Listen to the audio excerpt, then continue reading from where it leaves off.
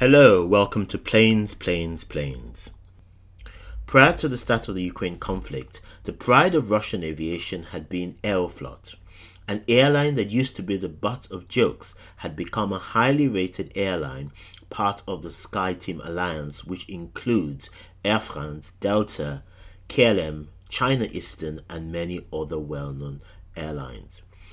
It had a fleet of modern jets, and with the cabin crew one of the best presented in the world with top-notch service, their services were being expanded as part of the coming into service of the third runway at Sheremetyevo Airport in Moscow. The start of the conflict in Ukraine changed all that. International sanctions meant that they were locked out of Western countries and the airlines were banned from its airspace. Their participation in SkyTeam was suspended, and both Airbus and Boeing were banned from providing any spare parts, service bulletins, updates, and any kind of service. 3 years on from 24th February 2022, the airline's planes are still in the sky with no fatal accidents. So how have they managed to do that? I will explain. The first is the sourcing of spare parts from alternative channels. With direct access to Western aircraft parts restricted, Aeroflot has turned to intermediary firms in countries not participating in the sanctions. Notably, over 100 Western companies, including British firms, unknowingly exported aircraft components to India, which were then redirected to Russian airlines. These shipments, valued at over $50 million, included critical parts such as generators, sensors, and cockpit displays.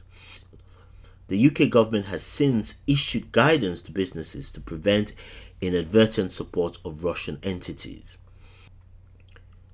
Aeroflot did attempt to get Iran, who have been under sanctions for a much longer period, to service their planes, but apparently the initial attempt to do so did not meet the satisfaction of Aeroflot, and therefore this agreement is reported to not be continuing.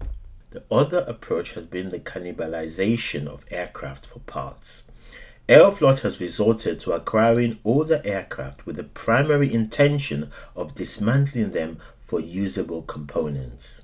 There has also been government support and domestic production initiatives.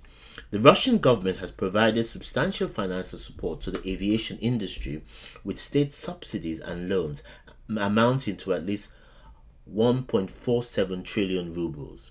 Additionally, Aeroflot has placed orders for domestically produced aircraft such as the Yakovlev MC-21, aiming to reduce dependency on foreign-made jets.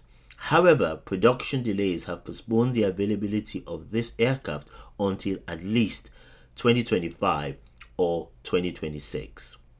This approach involves removing engines, landing gear, avionics, and other critical parts to maintain operational aircraft. This strategy undercuts the airline's effort to sustain its fleet amidst the constraints of sanctions. With the size of its fleet being bigger than it needed due to less routes, its cannibalization of some of its unused jets was also another approach. Aeroflot has also had to make operational adjustments. Sanctions have led to a significant reduction in Aeroflot's international operations, with many routes cancelled due to airspace bans. The airline has shifted focus to domestic flights and international destinations in countries that have not imposed sanctions on Russia. This realignment reflects a strategic adaptation to its current political landscape. In effect, Aeroflot is flying east and south, but avoiding the West. Through these combined efforts, alternative sourcing of parts, cannibalization of existing aircraft, government support, and operational adjustments, Aeroflot continues to navigate the complex challenges presented by international sanctions.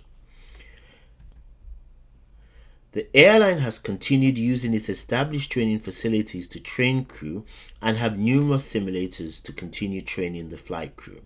They have essentially sought to operate as normal as possible. They have a training center that is open to the public who can enjoy the experience of using such facilities. The upshot of it all is that clearly Aeroflot see Boeing and Airbus planes playing a significant part in its future, despite the MC-21 and the Ilyushin 96-400M eventually coming into service.